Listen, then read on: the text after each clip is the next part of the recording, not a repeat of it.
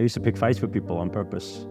I became the bully, just because I could. I was very depressed, and I used to say, God, just take me away today. They saved me, you know? Yeah. They give me a whole new perspective of life. They give me a whole new perspective on happiness, that happiness is found within. It's not to do with material.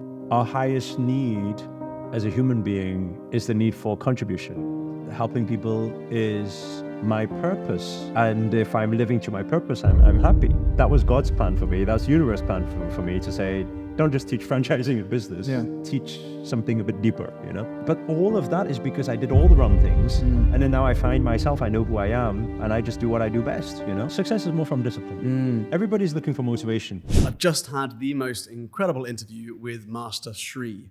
Imagine going from flipping burgers to building a massive franchise of restaurants to then going on to inspire millions of people around the world spiritually with your work. This is an incredible podcast that is going to help you find your life's purpose with some really practical tips to really understand what it is that might make you happy in life. Make sure you don't miss this one.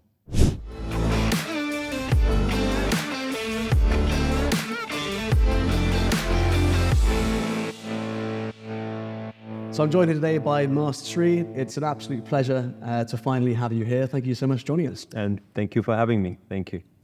And you've obviously got an incredible life story and background.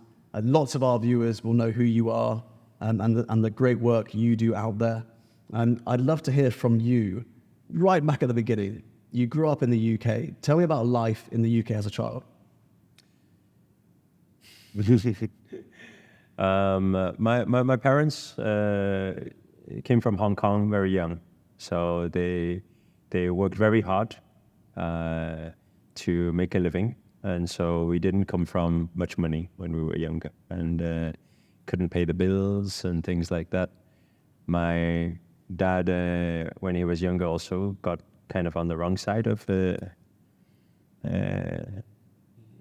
He was a gang leader. So it was an interesting upbringing. I bet. Having this alpha male, very powerful, very strong leader.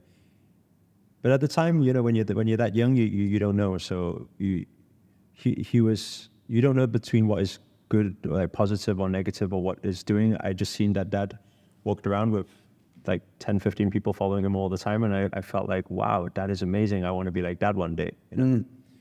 And it was quite interesting because all the way through growing up, I didn't really connect with school or anything like that. I always felt like I'm something different, and I think it's probably because of how dad was. You know, he was someone special because everywhere he went, everyone was giving him so much respect and everything. And my dad taught me to fight very young, put me into all types of kickboxing, Thai boxing, kung fu, everything, and so I grew up wanting to be a fighter. I grew up wanting to be a member of the gangs. You know? Aspiring gang member. That's right.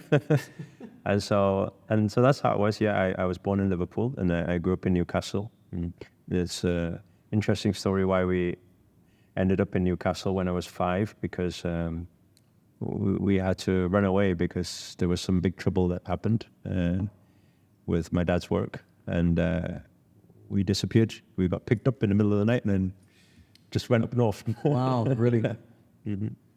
Wow. Okay, so I wasn't expecting that. I think it's incredible when you ask, you know, the background. This is why I love to start with the childhood, because a lot of stuff stems from the childhood, right? And we often move in a certain pattern, I think, because of the things that we've been through at a young age.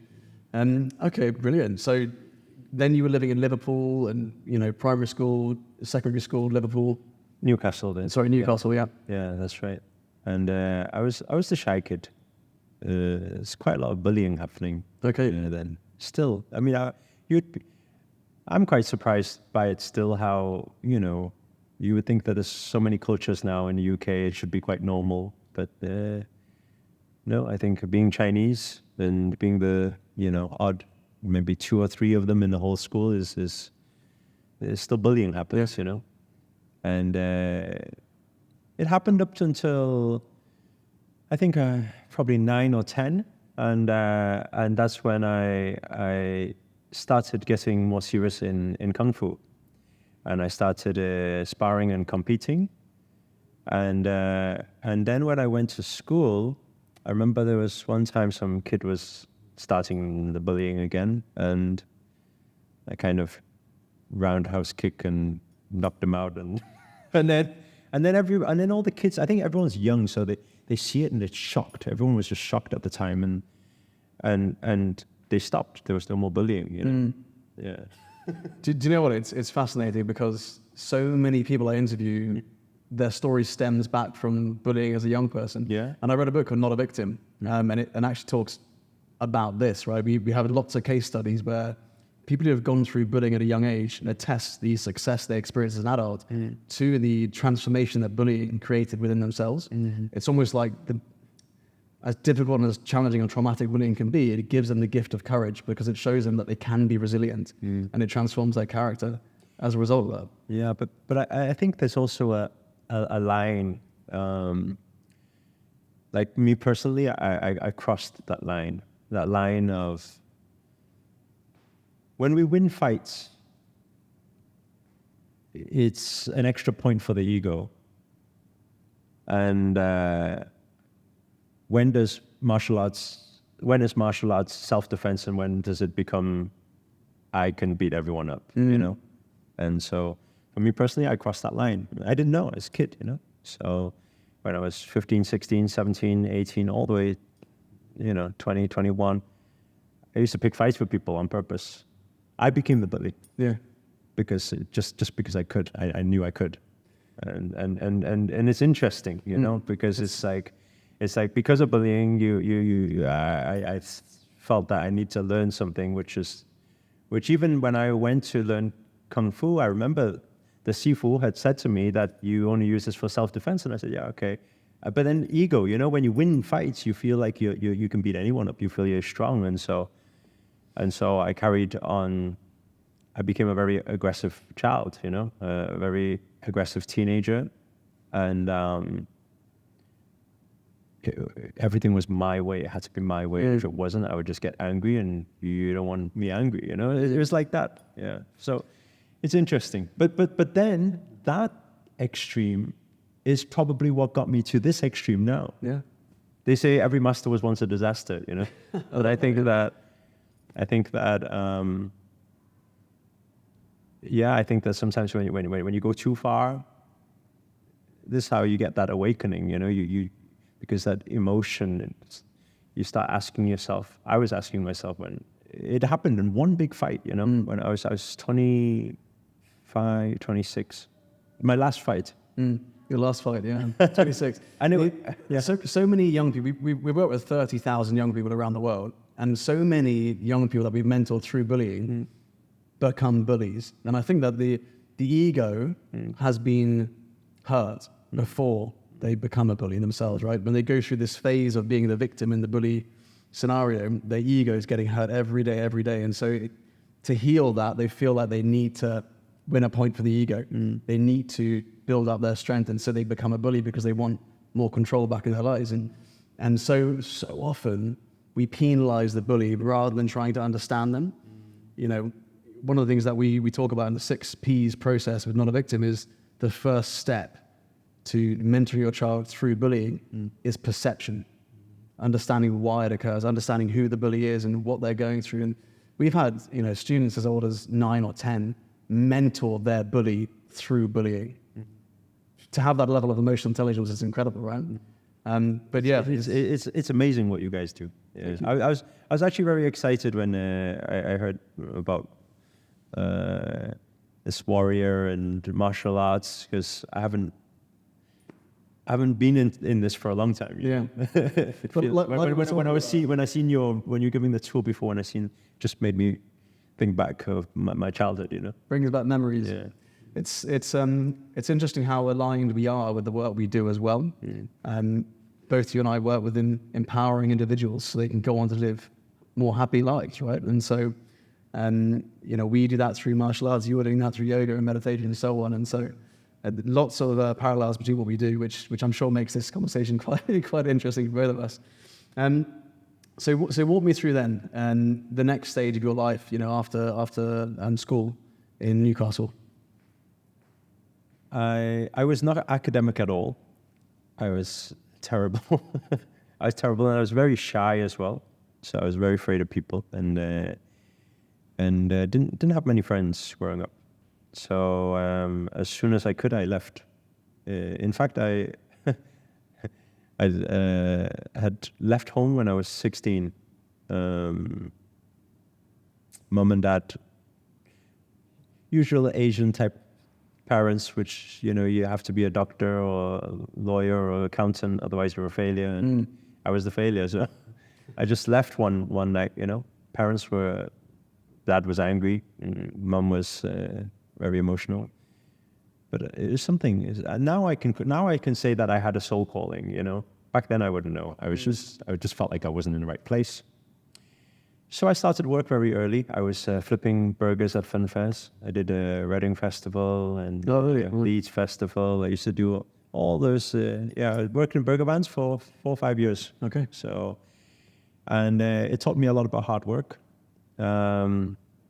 Because when you're in those festivals, the queues never stop, and you're just serving many hours. We would do sometimes 23 hours and sleep in a tent, But it made me good money at the time, which I was very happy with it. The boss at the time looked after me a lot, and we used to get cash in hand, like £70 a day or something, and I used to be like, wow, I get £70 a day just by flipping burgers, And so I did that for 4 or 5 years, but I always knew that I wanted to do my thing, So as soon as I could, it's about 20 or 21, I took out a very big loan, £460,000, to open my first restaurant. It was a 200-seater in Hull. Okay. You don't want to go Hull. Hull is, as dull as the name is, So I went there and I opened my first restaurant, and I learned a whole new bunch of things, because when you own your own business, the responsibility is very different to when you work for other people. I think everyone thinks that I want to start my business to achieve financial freedom. Yeah.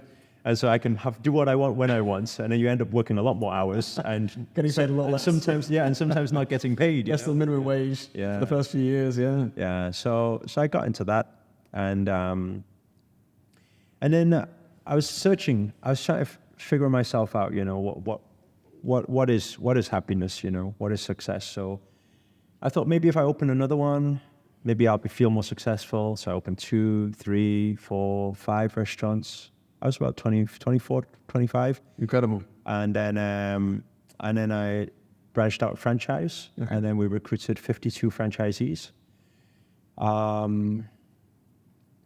This is in your early 20s still, mid 20s. 24, 25, yeah. So your mid 20s, you got a 50 franchises and 4 restaurants that you own. 4 restaurants? Yeah. Wow. But I was miserable.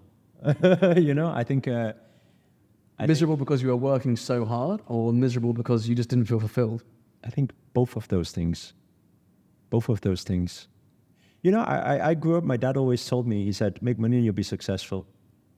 And I'm sure that was very true in his generation, because, really, really fighting, he needed it,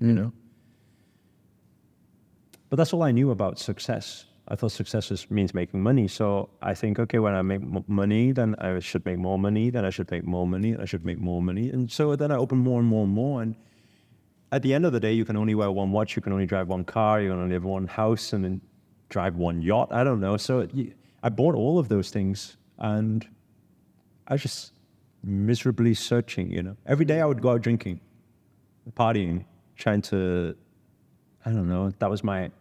Fill a void that... Yeah, trying to find happiness, what is it? And that's when I fell into depression. Yeah. Okay. But do you know what? I really find this story repeats in so many people's lives. Yeah. They think, what it is will make them happy is out there, and, with material success, and they go and get that, and they become the person who's ambitious and can go and achieve those things. And so they do. But when they get there, it's like, I've got what I thought I wanted, and now I haven't reached that happiness level. What am I supposed to do? And so they feel empty, right? Was there a turning point for you where you can really remember like a milestone where it was just like, right, I need to do something about this? I was very depressed. I used to drive an Aston Martin. Yeah. I was 25 years old. I used to get into the Aston Martin every single day, and on the way to work, I used to look up, and I used to say, God, just take me away today. Really? It was a very strange time because every time I would be driving, I would just see like a car running into me, and like it was just really weird time. It was like a very dark time, And then one day somebody shared with me a picture. They said they're going to Kenya, and then they shared with me a picture of her and a kid, and she said, "Oh, I'm going to a volunteer trip. Would you like to come with me?" I said, "No, why would I want to do that?" And that was the same time I was 25, and then I went out drinking that night with the lads. And then I said, "Hey, there was this chick who asked me to go to Kenya with her, They said, don't go. I said, why don't go? They said, it's really dangerous out there. And in my head it was like dangerous. Yeah, you might get killed out there. This is what they're saying. You might get killed out there. And then that night, while I was sobering up, I called Lisa and I said, Lisa, when are you flying? She said, tomorrow morning. I said, can I still book flights now? Probably you can check. I said, I'll book flights, I'll come with you. And then the next morning, pack my bags, and then I go out to Kenya with this person I barely know, and I'm shitting myself. I'm scared because I've never been anywhere in Africa before, and I'm just like, I don't know what's going to happen. Probably will get stabbed and probably will die, Worst case scenario. Yeah. So I got off the plane, and then, on the way to the first orphanage that we needed to go to, I was just looking left, looking right, and I was just like, where are they going to stab me from? I was just so scared, and then so weird because it's a complete different world out there. And then, anyway, I think we went on an 8-hour bus journey. Then we arrived at the orphanage, and my first day at that orphanage, I seen these kids, they were running around, they were kicking this ragged doll thing around, and then they were cheering, they were so happy. In the far distance there was this old lady that was cheering them on, so happy, and then they were just like, it was just so happy. I just seen their smiles, the biggest smiles I've ever seen in my life, and I burst into tears. It was just healing for me, I was just crying, and Lisa was like, what's wrong with you?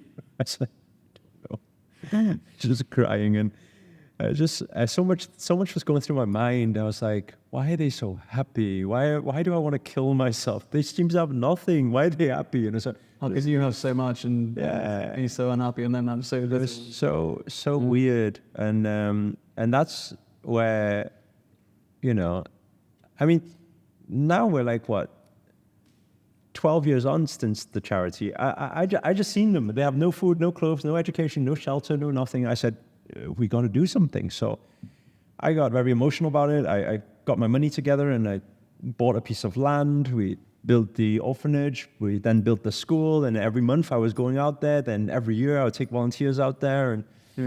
And I mean, now like 12 plus years on, like these kids are fully grown now. Yeah. And then every time I go back, they're like, oh, thank you so much. If it wasn't for you, I wouldn't be alive. And I always say to them, I say, you don't know my story. I say, if it wasn't for you, I wouldn't be alive. That's the thing, because they saved me, Yeah. They gave me a whole new perspective of life. They give me a whole new perspective on happiness, that happiness is found within. It's not to do with material, Amazing. Whereabouts in Kenya is the orphanage? We're in Western Kenya, so Kakamega. I don't know if okay. Okay, we've just launched in Nakuru and Thika and Nairobi, and Lusiba as well on there. Okay. And there's something special about Kenya and Kenyans. I think it's the ingenuity, the resilience, and just the level of happiness. And a lot of the individuals I've met are just incredible, right? They can have so little, but they're just so resourceful and so happy. That's right. It was an amazing experience for me as well. We did a road trip picked my dad up and I took him around because he's helped me with the foundation, the Bates Foundation charity. And we drove around the whole of Kenya. And, the car almost didn't make it. Maybe we almost didn't make it as well, but we did. And just the most incredible experience, And so I can understand why you develop that connection with Kenya quite quickly. They're wonderful. The kids are wonderful. The people are wonderful. And I mean, it's through the years. I mean, I think everyone sees it now and says, "Oh yeah, one day I want to do my charity too, or build my orphanage too." But I mean, it's like what we were chatting about before. There's a lot of things that go on behind the scenes that people don't know. My first few years, so much corruption, stealing, killing, even loads of things happening on our land, problems. Yeah. But you start learning. Okay, that's the culture, or that's how it happens, or and you just do your best. We just try our best. That's all. Yeah. So I don't think we got even till today. With like I said, we're 12 years on. Every year we still go out there, and I don't think we've got everything right. But we just try. Yeah. So this kind of passion for philanthropy started in Kenya, and it's evolved over the years, right? And so walk me through now what it is 10 years after launching your first orphanage in Kenya. What's your story been since then? Because I feel like so much has happened in those 10 years. Yeah. It was one thing manifest after another. Yeah. So after Kenya, when I went back to UK, some people heard about my story, heard about my franchise that I was growing, heard about the steel recycling business that I was doing, and also heard about the good thing that I'm doing in Kenya. So people started talking, and then I think it was the business show in London asked me if I could speak at the event. I think that was the one alongside James Caan. Okay. Yeah, Dragon from Dragons. Great. So I got asked to speak at that event, but I was a shy kid. I was a big introvert, and I couldn't speak one-to-one, never mind on stage. So I kept saying, no, I can't do it. No, I can't do it. And they said, your story's inspiring. We're trying to find more inspiring entrepreneurs to speak at the business show, I kept saying no, and then I can't remember which conversation it was, and then I kind of accidentally said yes in a conversation. Let's do it, only 20-minute speech and things like that. I thought 20 minutes should be okay. If I recite it enough and learn it should be okay. So I just said, okay, I'll do it. And then it was like there was like a 3 month lead time to that event, and I remember every single day I was panicking. Like time was passing by so fast, and I was looking at my 20-minute script. It's so funny because I'd found a student from Cambridge to write my script for me because I judged myself on my English. I always thought my English wasn't good enough, and which is strange coming from someone who was born in the UK. Yeah. But all through school, whenever when in English, I used to always get D's and E's. And my teacher, whenever I used to write anything, my teacher used to always say to me, that sentence doesn't make sense. And I read it over and over, and I said, I think it makes sense. No, it doesn't make sense. That's not proper English. And then later on, I got labeled all this dyslexia and everything else. So I always had this paranoia around when I speak, people don't know what I'm saying, you know? And so I hired this girl from Cambridge to come and write this 20-minute script for me. I still remember because I had to recite it line by line. The Eurozone crisis, plummeting exports, and universal austerity measures are bringing down the pound dramatically against other currencies. That was my script. Amazing. I don't even know what that means, I'm like, austerity measures? What am I saying? So these words are too big for me, but she wrote it out. Yeah. And then I recited it, and then I got to that event, and I just everything went blank, and then I was just like, okay, just roll with it, just go with it. So I did it, I finished, my face was really red, my hands were shaking, everything. And I came off stage, and I was thinking, quickly, get out of here and never go on stage ever again. And it's quite interesting because there's a saying that says, man has his plan and God has his plan for you, right? There's some promoters and event organizers that came up to me and ran after me after I came off stage and said, hey, can I speak to you? Here's my card. We've got an event happening that's happening in 2 weeks' time, and we would like you to be one of the speakers. And I was like, really? The last thing you wanted, I don't want to do that ever again, you know? And then I was like, oh, okay, just we'll speak. And then somebody else came and said, oh, we've got this thing, this networking event, not too many people, though, probably about 50 to 100 people in Nottingham. Could you travel up there to speak? I was like, this is really strange. And somebody else said, I can have an interview, can I have a photo? And I was like, with me? Why me, you know? And so I think that kind of put me onto this thing of, I think people want to hear me speak. Just a quick shout out to the guys at Shield who manage this podcast, come up with the strategy behind the podcast, help me schedule interviews, as well as do all of the editing and the producing of the podcast. Without them, we wouldn't be able to produce this podcast. If you would like to create your own podcast, I can't recommend the Shield team enough. They have done well over 100 episodes for me over the last few years, and I've been so pleased with the results. So have a look in the description of this video or the podcast episode, and you'll see how to get in touch with them yourself. You know, I was like, I never thought, I don't think people usually get to a point in their business or in their life where they say, I am successful now. I never classed myself as successful, you know? I just thought, oh, I've got a long way to go to get to the next post, you know? But then everyone started to say it, and I was like, oh, maybe I am successful, you know? So maybe I'm supposed to speak or something. So then I hired a coach, hired a mentor. I flew out to a few different places in US, in Spain, and trained with some speaker coaches. I said, if I'm going to do it, then I got to get good at this thing, you know? So I started training, and after that, I did 72 gigs that first year. So I became like an international speaker within that year, and 70 gigs in 1 year. 72, yeah. 72. It was quite crazy, actually. Wow. Every week I was in a different, Malaysia, Singapore, Taiwan, and US, and just everywhere. Europe, Slovakia, everywhere. And I got good very quick, you know? Yeah. So... And so your typical talks, what were they about during those? When I first started, it was only about business. Right.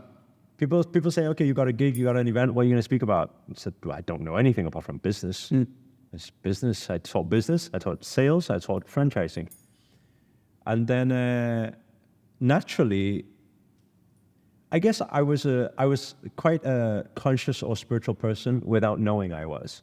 So when imagine I'm teaching like business, and then I'm saying, like people are getting stressed, and I'm saying, okay, just breathe, inhale, exhale, and all this in it.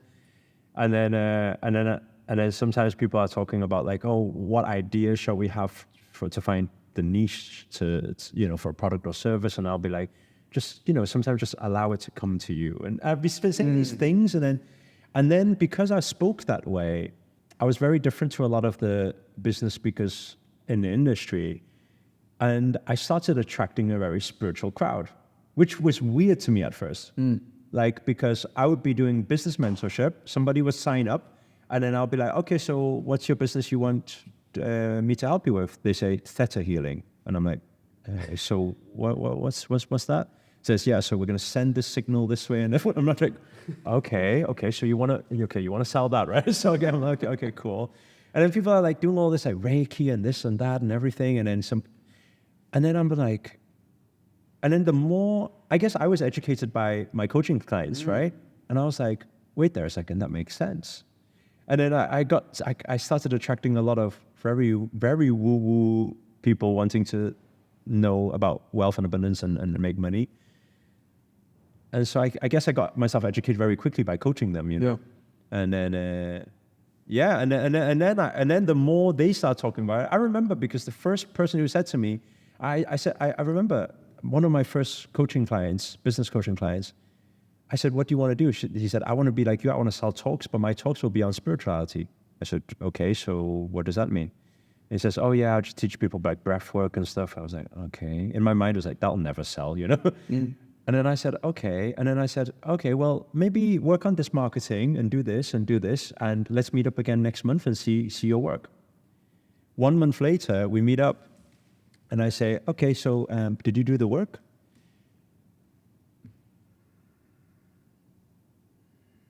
I said, did you do the marketing stuff?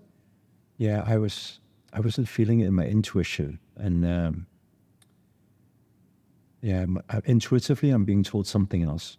I'm like, being told something else by who? Michael. Okay. I said, wait there a second. So you mean some angel is speaking to you and telling you not to do the marketing? Is that what you're saying? I'm just not feeling, it's not sitting right. I'm like, okay.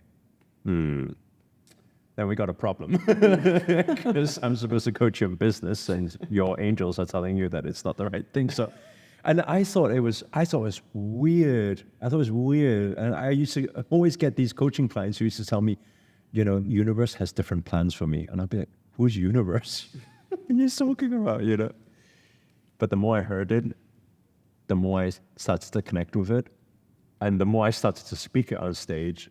And there was just this really interesting 2 to 3 year shift where my content became manifestation and law of attraction, you know? And yeah, I think it was 2018 though when it really blew up. That was where, from social media. Because 2018 I started the YouTube channel. Right. And it got traction fast. Okay. So then it built up to a million following within a couple of years. So yeah, that then was my way now of saying that was God's plan for me. That's the universe plan for me to say, don't just teach franchising and business. Yeah. Teach something a bit deeper, you know? Yeah. Yeah. Wow. Really interesting. And so, I mean, for you then to go from never speaking to then having several million followers online, that was within a 2-year period? 2 to 3 year period. Wow. And that, I mean, how did that affect your happiness level? Because now you've kind of, you've reached the success level. That didn't make you happy. You've now shifted. You've developed this new kind of passion and purpose, but it's more around empowering other people. And is that where you're finding your happiness is coming from? Yeah. Everybody's happiness, depending on their stage of life, will come from different things, right? So if we take a person who can't pay the bills right now, their immediate happiness will be to have some money to pay their bills. For the people who are at this level where they've been paying their bills okay for a long time, but they've never had any luxuries or anything, any quality standard of life, their happiness will come from buying their first Mercedes Benz or something like that. That'll be their happiness because that's that part of the journey.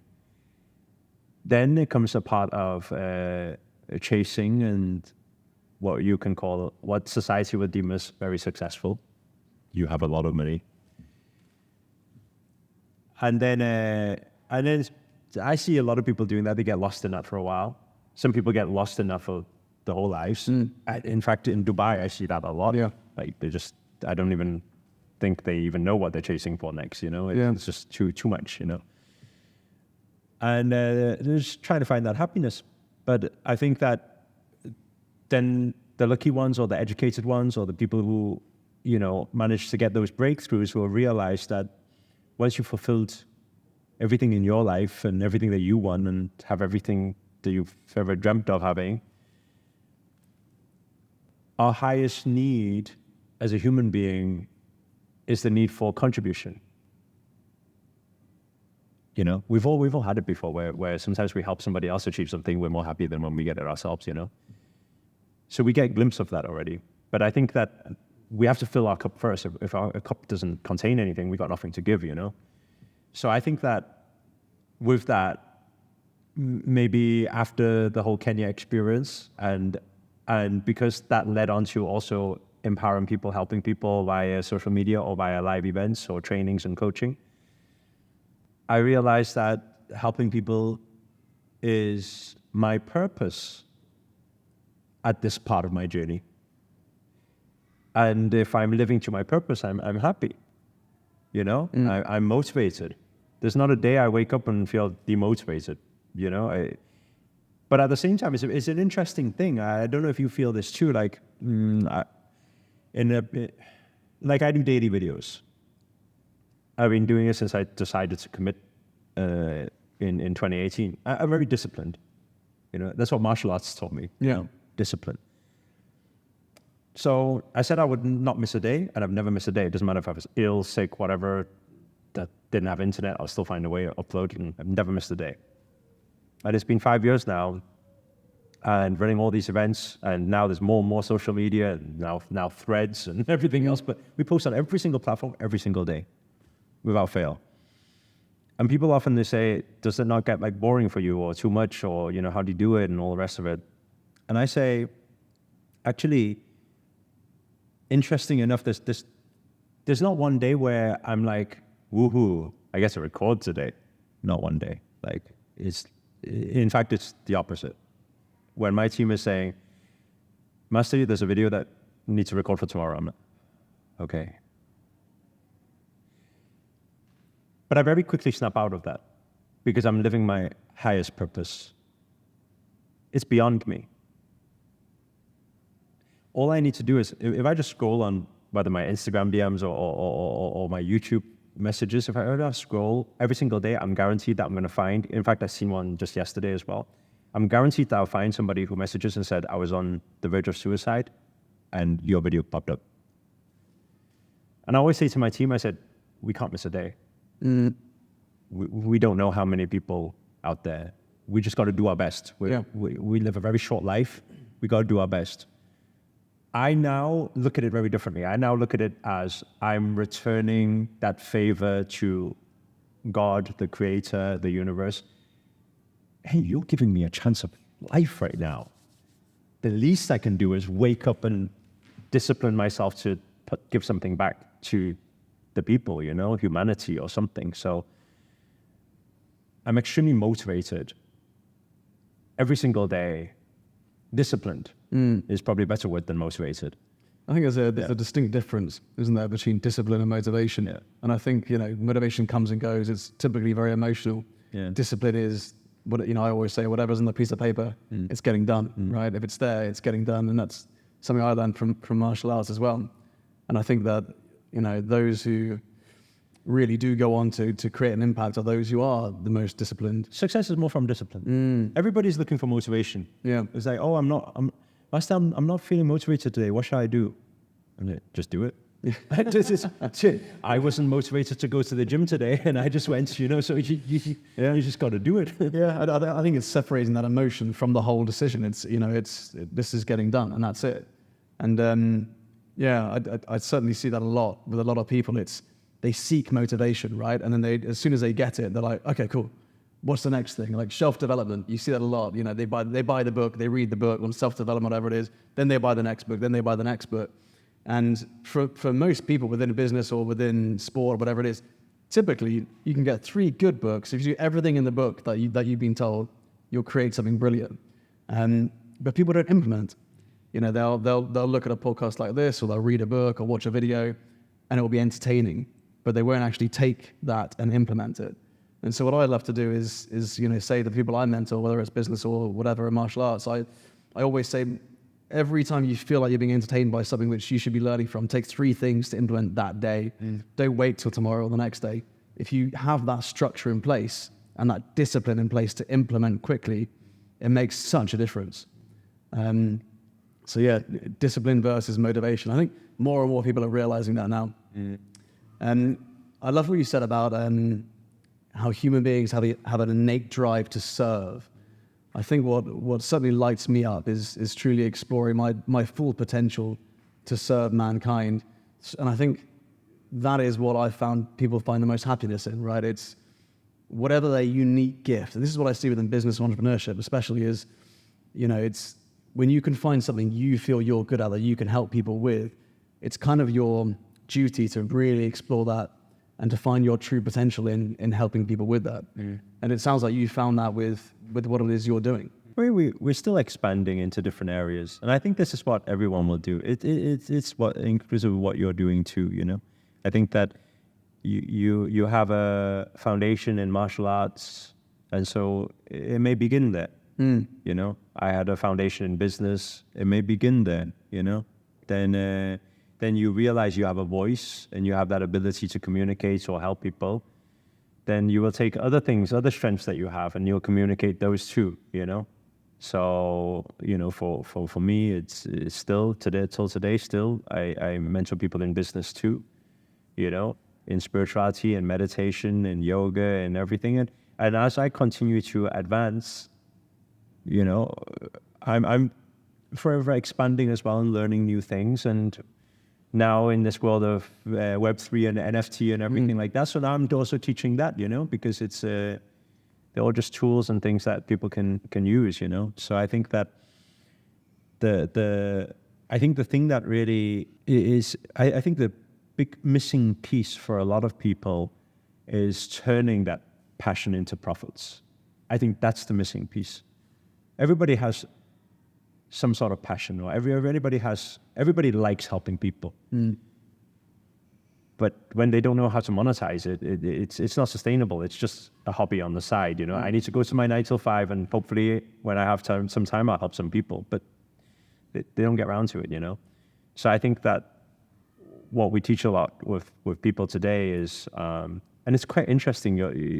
Your company is all about warrior, because our core program is called Light Warrior. Oh, really? Okay. It's happening in November, and what we train people in is how to take what you love or take your service and monetize it through so many different mediums, whether that be online or podcast shows or courses or events, things like that.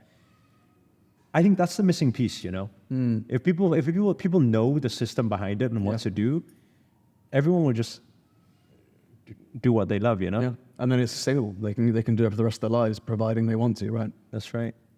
It's I have a friend. I don't know if you've heard of him before. Tony Jeffries. Okay. Is a friend of mine. He's from Newcastle as well, but now he's like the biggest boxing influencer on YouTube. Ah, okay. So he teaches boxing. He was like a bronze medalist or something, and that's how I see his life has changed over the past few years by taking what he's always done, which is boxing, and now teaching people it. And then he had something very similar to this in LA as well, where he had many boxing gyms. But then now he's exited that, and now he's just traveling the world with his family and just creating content because YouTube pays him a lot of money too, and he's just happy, You get to just take what you are good at, take what you love and what you're passionate about, share it with the world, and monetize it. I think it's an amazing generation we're living in, being able to do that. Yeah, the opportunities are massive, aren't they? Yeah. Now more than ever. Yeah, I can definitely see that. Throughout your life, one of the things you mentioned was a soul calling, right? And it seems like there are certain times in your life where you've experienced that more than once. A lot of people, they may be watching this and they may feel a little bit lost. What should I be doing in my life? I don't feel completely fulfilled or completely happy. Is there a certain technique or habit you developed which helps people have more of a chance of finding that soul calling? Yeah. So there's two. One is extremely practical and extremely fast. Yeah. The other one is what everybody wants. Okay. So surely everyone just wants the fast way, right? Actually, no. I'll tell you why. The first way, how do you find your purpose? How do you find your calling in life? How do you find your direction? What you feel, your passion or something? How do you find it? Just try everything. Try everything, yeah. Right? I mean, that's probably you just go, try this, don't like it. Try this, don't like it. Try this, don't like it. But the problem is a lot of people, they're sitting there, wonder what I should be doing next. No. If you do everything, you'll know everything you don't like. You'll know what you're good at. You'll learn about yourself. There's a saying, right? Know thyself. When you know thyself, actually, life is a breeze, right? Yeah. You understand exactly what's for you. So I think that's like the no-brainer. Just stumble, fail forward. And quite frankly, I believe that's kind of what I did. I was flipping burgers. I started my thing and did franchise, did steel recycling. I even did my fashion brand. Did loads of different things, till I got here. But I needed to do all those things. I paid for Forex trading courses to learn how to trade foreign exchange, and sat in front of the computer for many hours and feel like I don't like looking at these charts. It's driving me crazy. That's not my spirit, Some people are good at stuff like that. I had to do all the logical stuff. I had to learn managing money because I thought I was terrible at managing money. Until one day I heard this saying, somebody said, do what you do best, outsource the rest. And I'll be like, why was I trying to do something I'm terrible at? So I don't know what, they show me, this is the spreadsheet. I don't want to know, just tell me, are we profitable or not? What do I need to do? So but all of that is because I did all the wrong things. And then now I find myself, I know who I am, and I just do what I do best, The other way, which everybody wants, is what? Master, how do I open up here and then see that and then see the thing. And it's not possible. We all have intuition. We all feel that pull at times. To do it is where what we teach it through yoga practices, breathwork practices, meditation practices. The core principle behind it, though, is silencing the mind. When you silence the mind, you're not thinking, you're only feeling. Feeling is intuition. Feeling will pull you, will take you places. So you will know which direction you need to go. But you need to first silence the mind. But it's quite tough these days because we live in such a busy world, especially with the addition now of this thing. Mm-hmm. Non-stop, more information. Everybody's so much information overload and stress and everything. So, but I think the fundamental of it, though, is silence the mind. Easiest way is through breath work. Don't even need to think about any deep meditation at this stage. Just by breathing, mind will calm down. When mind calms down, feel. When feel, follow what that good feeling. I have a good feeling towards that thing. Then do it, because that good feeling is that gut feeling. Move towards it. It will guide you one step at a time. It'll take you towards your purpose, fulfilling your dharma. Amazing, brilliant advice. I love the two, very practical and one more spiritual. And I see that calming the mind as such a powerful tool, and in resilience as well. And I think that it's something, regulating your own emotions is something that we really focus on here with young people, right? It's like a superpower. So many people make bad decisions because they're not able to quiet the mind, because they're not able to really focus on what they need to be doing. And I think that's brilliant advice, not just for finding your purpose, but for living your life. That's right. Day in, day out. And what's coming up that maybe our viewers at home could find out more about you, or they could visit, or if they want to learn more, could come along to? Well, if they're ever in Dubai, then they can come to our center. We have a center just around the corner from here. So, we have yoga classes, everything, and so they can come to the classes. If not, they can just check us out on iamverse.com, And right now, our next biggest thing is working on the metaverse. It's a very exciting project for us. I know, spiritual people usually look at that and say, that's not spiritual. But I believe everything is spiritual. It's like, I believe Instagram is spiritual now. It depends what you put in, right? So yeah. People are learning spirituality from Instagram and YouTube, so you can't say it's not spiritual. But what we are wanting to do in that Web3 space is just is next level right now. I don't know if you've watched Ready Player One. Yes. Yeah. So, there's some dark things that are happening in there, but if we look at the technology, that is where it's going right now. I just see it as extra convenience. It's like right now we teach maybe thousands of people meditation and yoga through a Zoom call. You're looking at a flat screen, and we're saying 1 year down the line, you'll be able to zap into my yoga hall, and using all the technology, when you are holding an asana, I can move your hand so that correct it for you, and open up your back for you. When you're in Brazil and I'm in Dubai, I could do that for you from your room. So the technology is very crazy. So right now, most of our money is invested inside that technology. So I'm very excited about it. Right now, still beginning stages. We have our beta testing at the end of this year, which is exciting. And then hopefully by next year, we'll already be able to see each other inside there, train together, have conversations together, and it'll be cool, yeah. Amazing. Yeah, great. Very, very exciting things coming up. Master Sri, it's been an absolute pleasure having you on. A really inspiring story. Your life story obviously inspires so many people around the world. So thank you for sharing that with us today. Thank you for having me. Thank you. I really hope you enjoyed today's Warrior Academy podcast episode. We're going to keep creating these episodes because I know that so many parents find them useful, or get insights or get ideas about how to develop their child's character. But it all comes down to the 3 C's: confidence, conduct, and concentration. So if you want to get a deep insight into the levels of confidence your child has, the level of concentration they have, or the level of conduct they have, so that you can actually put a score next to it and then work towards increasing those scores like we do in the Warrior Academy, then I'd love to invite you to fill in the Breakthrough Area Assessment. It takes about 5 minutes of your time, and you will get a personalized PDF report on your child's 3 Cs. To access the Breakthrough Area Assessment and find out your child's 3 Cs score, all you need to do is go to www.breakthrougharea.com.